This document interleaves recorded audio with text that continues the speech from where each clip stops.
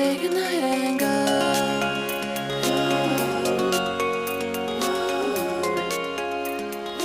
Hi everyone, Megan. I'm the Ubuntu Baba Boutique Manager, and I am also a qualified baby-wearing educator and a mom of two.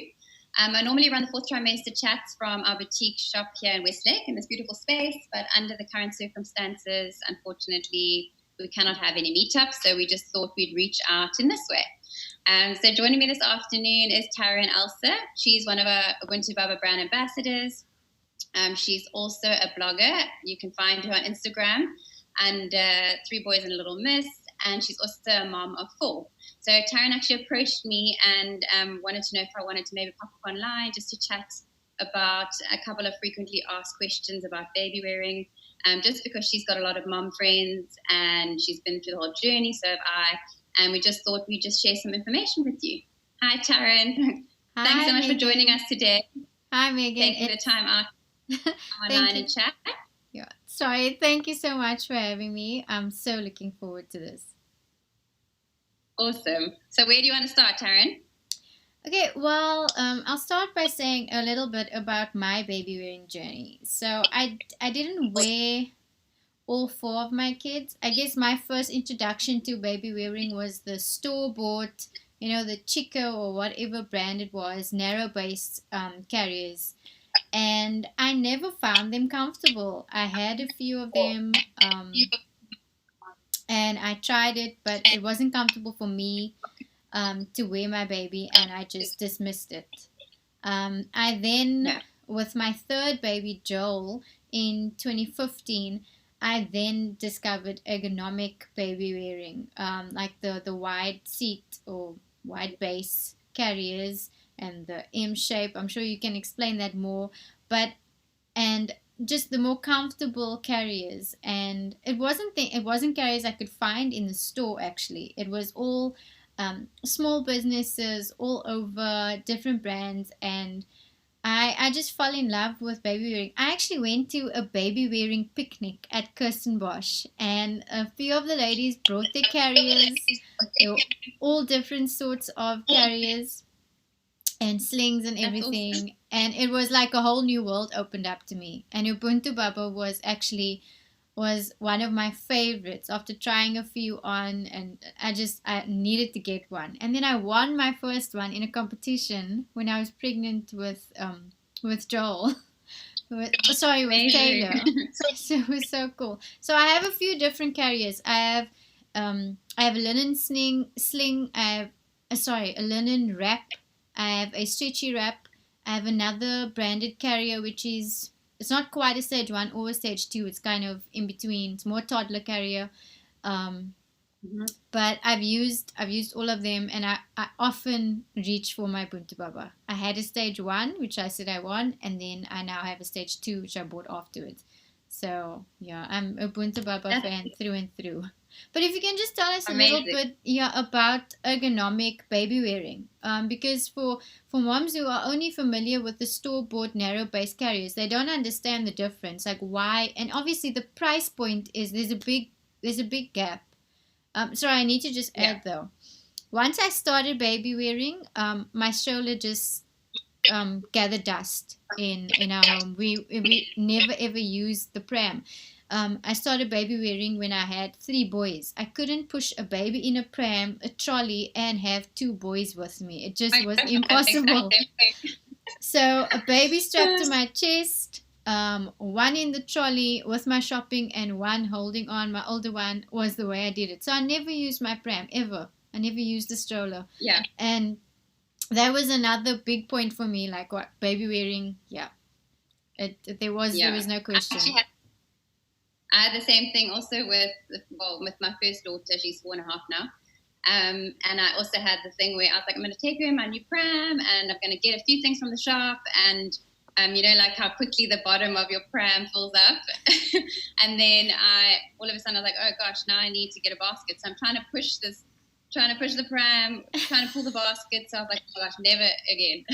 No. So I also did a Sling a Baby consultancy course, and I also learned about all the different carriers. There's a lot of amazing carriers out there, and a lot of different brands, like the Nunu Pai and the Meitai, and also the main thing that you want is an ergonomic.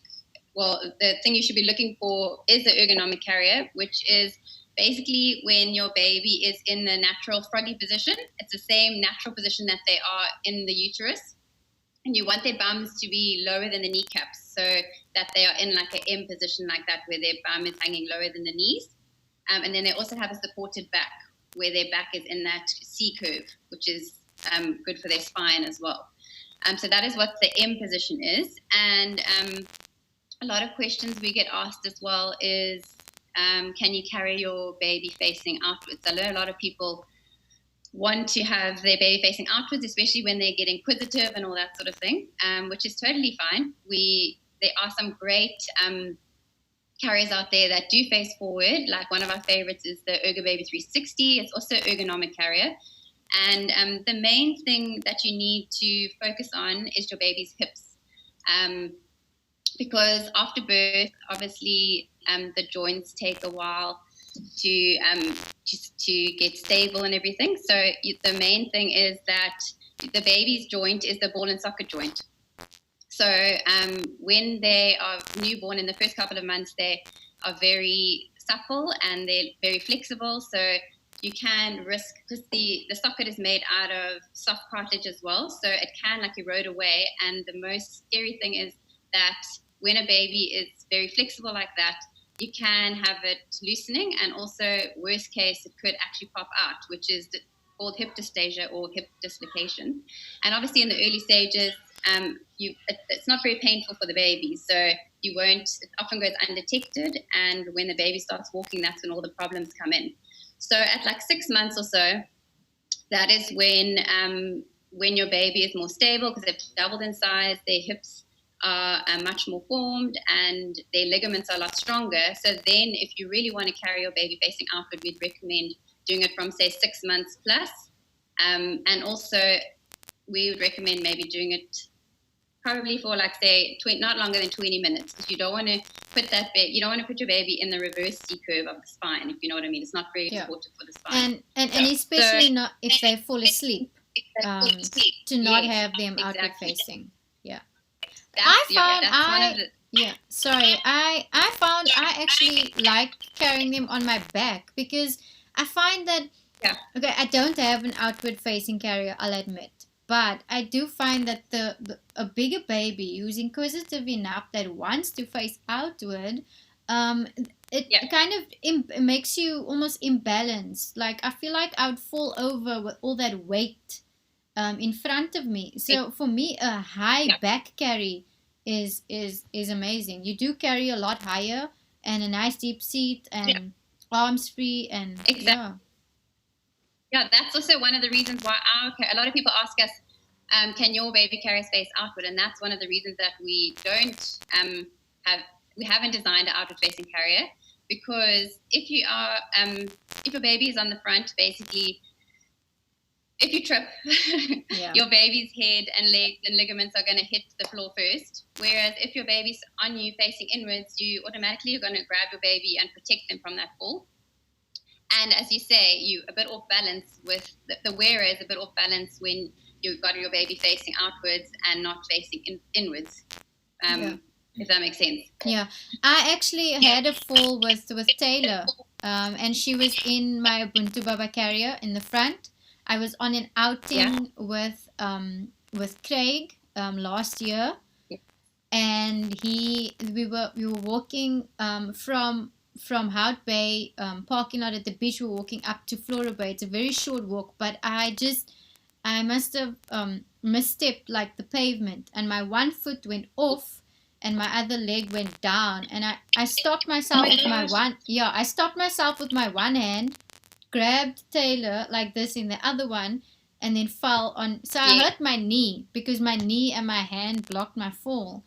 But had she been facing outward, or God forbid, had I been just carrying her in my hand and not in a carrier strapped in, she would have fallen out of my arms. She didn't get hurt at all with the fall. She was completely fine. And because her head was tucked in, because she was actually falling asleep, she might have actually been asleep. Because her head was tucked in, she didn't go back or anything. So she didn't like get any strain on her neck or anything because the hood was up and secured with the elastics on the what do you call it, on the straps. Sorry. So she was completely fine. Yeah. I had a few scrapes, but it was scary. It was very scary. And another thing is that if your baby's facing outwards, they're not in view at all times. So you can't keep a close eye on them. You can't see if their breathing is being compromised because obviously a newborn baby doesn't have that neck support. And if their chin drops to their chest, then it can compromise their breathing as well. Yeah. So that's also one of the other reasons we like your baby to be facing inwards, so you can see in view at all times, and you can watch, and their head is out of the carrier, so you can keep an eye on their breathing as well. Yeah. Okay. Yeah, so the reason I actually asked was actually so I have lots of friends having babies now. I had my babies, well, baby, because we had quite a big gap.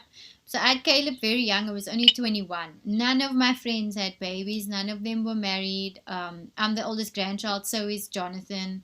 So we never had, and none of our cousins had kids. None of our friends have kids. We were the first one in our circles. And obviously our parents, I mean, it had been a long time. There's a lot of things that are new thanks to technology and innovation that they couldn't really help us with. Yeah. And so now so I had to learn this from out of my own. But now all my friends and cousins and everyone's having babies. Jonathan's cousin's pregnant. My cousin had a baby last week. My best friend just had a baby. So it's everybody's having babies. And another one of, not a friend, more of an acquaintance or a new friend, I noticed on one of her pictures, she was wearing her baby in a stretchy wrap facing outward. And her baby was very small, must have been about 3, maybe 4 months old. And I saw the picture and I kind of cringed. I was like, oh, how do I even approach the subject? How do I tell her gently that she shouldn't be carrying her baby that way, that it's dangerous for her baby? You don't really want. So that's my next question. How do we gently educate friends, family? Look, a stranger's complete difference. I think I would also be taken aback if a stranger came up to me on the street and just corrected me about something or told me I was doing something wrong. So I wouldn't do that, even though most times I cringe and I'm like, I want to show you how you could just be a little bit more comfortable. So I want to maybe talk about tics, having the baby, because a lot of the times I see the women carrying their babies, or even men, and the baby's hanging all the way down here, so which would put strain on the back and all of that. So how do you approach the subject gently? So I know it's very difficult to try and to give your advice in a nice way and not offend anybody, but I'm sure your friend will know that it's coming from a kind place. But you could just also maybe explain to her about the tics, which is basically, so T stands for tight. So you want your baby to be very secure and tight on your body and with the wearer. You also don't want the fabric there to be any loose fabric, because then the baby can slump down into the carrier, which is a big problem, because then they can be like squished up against your chest, and it can compromise their breathing. The I stands for in view at all times. You want your baby to be close enough for you to see their airway is not compromised, and that their face is turned and not stuck onto your chest, and that they can breathe easily, and there's a lot of fresh air like going around their head as well. The C stands for close enough to kiss. So you want to be wearing a baby quite high, so that their head, you can kiss the top of their head. And as you say again, so that they're in view at all times and you can see them. The K is for keep chin off the chest. So that's a big one. So that is when a baby is newborn, because with most carriers, a lot of carriers, you can wear them from newborn. And when a baby is newborn, they don't have a lot of neck support at all. So they need to be able to keep their chin off their chest, because as soon as that chin drops to their chest, it's going to compromise their breathing, and they won't be able to breathe properly. So hence how they're all fit together, where you want their head to be out of the carrier, chin off the chest to the side, And the last one is support. You want their back to be supported in that natural C-curve position. And you want them to be nice and cozy and snuggly right here on you. And then I just wanted to end off as well with just some highlights on a few general benefits of babies for a baby, emotionally and physically, and for a wearer also, emotionally and physically. So for a baby, emotionally, it allows your child to take part in your world. The babies feel safe, they feel comfortable, they write on mommy, they can hear your heartbeat, and it also helps a mom read baby's cues, so you can be more responsive. And also the cuddles are obviously amazing. And then physically, yeah, and then physically it helps with colicky babies, reflux babies. It helps strengthen their core muscles. It also helps with tummy time, which is amazing. So that's a big perk as well. And then it's also good for baby's hips and baby's spine. And then with regards to the wearer, the mother, then emotionally it reduces postpartum depression. It's practical and it gives you your hands free, as we were discussing earlier. I think it makes a huge difference to have your hands free. And it feels good to have your baby on you and to have them secure and safe. And it helps with bonding, including with the dads. It's a lovely bonding experience for dads as well. I remember when we used to have brides and things, then my husband would happily walk around with Sienna in his carrier, his beer in his one hand. It just like forms that nice bonding, and they also feel like they're helping out when by wearing the babies as well. Yeah. And then physically for moms, it's a good exercise. It builds your core strength, and then it also frees your hands, like I said before, and then it enables you to play with your kids if you've got other kids. It enables you to work and just do other activities that you need to do. Yeah. Oh, I've done all of that. I've worn babies on the rugby field. In fact, my husband used to like doing that on a Saturday morning. If I'm running around chasing after little ones while our older ones playing a game of rugby, Jonathan has Taylor in the carrier, all snug with his jacket right over both of them. Yeah, because it was winter. Yeah, so those are the things I'm missing this year with the lockdown.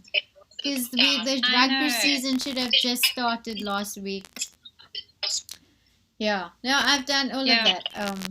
Worked with baby, and you can breastfeed in the carrier. Do you just want to talk a little bit about that? Okay, so to breastfeed, obviously if your baby's up here, you're gonna have to lower baby to breastfeed. Yeah. And then basically, to breastfeed in the carrier, you'd need to loosen your straps. Yeah. Your waistband and underneath your arms, and you'd need to just lower it a little bit on your hips and turn it slightly to the side, and then get your baby to latch, and then you can tighten up the straps again. And if you want a little bit of more coverage, you can use the hood to cover up. Yeah. And then once your baby's finished, or if it falls asleep, then you just move it back to center, back up again, and tighten all your straps again. Yeah. So it's pretty simple, and it just takes a little bit of practice, obviously. I must say with Sienna, I didn't actually master the concept of breastfeeding in the carrier, which I really wish I did. So this time around with India, it's been like a lifesaver, especially once I was out and about in the shops, and I mistimed everything. I was like, oh my gosh, how did I do this? Yeah. And she was like bawling. So I was like, okay, I've got to figure this out now, quickly. Yeah. And then I was in the middle of this game. I quickly got her to latch, and then I managed to walk to the next stop, get to my car, just to top her up a little bit before I could get home and to feed her properly. So I've done that. I must say. I've done that actually on the rugby field, in shops, while shopping.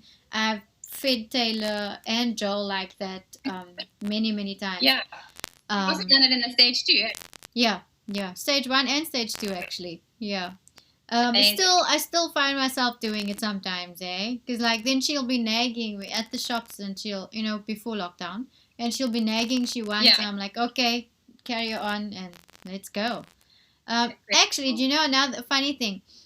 Alone in a shopping mall with the baby, even if I just had Taylor, I was like, how do you go to the bathroom? A lot of the bathrooms, they either have the changing table, no straps to secure a baby, or you go to the bathroom and there's nowhere to put your baby.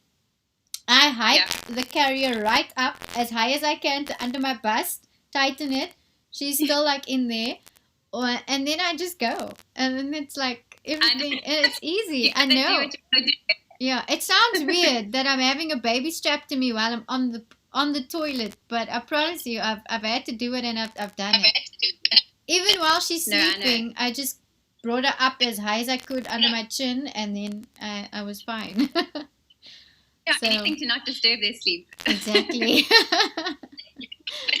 Thank you. It's been so lovely chatting to you today. It has. I just wanted to say, if anybody has any other questions that you'd like us to answer, you're more than happy to more than welcome to reach out to Taryn, or you can contact me at Ubuntu Baba. My email is megan@ubuntubaba.com, and I'll be more than happy to help assist with anything or any troubleshooting or any questions that you guys have.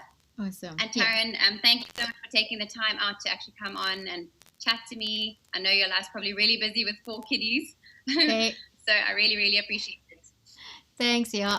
I made sure I timed Taylor's nap nicely. Oops, sorry. Oh, perfect. Yeah, I timed Taylor's nap nicely, so she's sleeping, but she's about to wake up. Thank you so much for having me. This is going to be on Ubuntu Baba's IGTV and on mine as well. So you guys can go back and watch it anytime you want. Thank you so much, Megan. That was amazing. And all the listeners enjoyed it. Stay safe and keep warm. Yes. Bye. Okay. Bye-bye.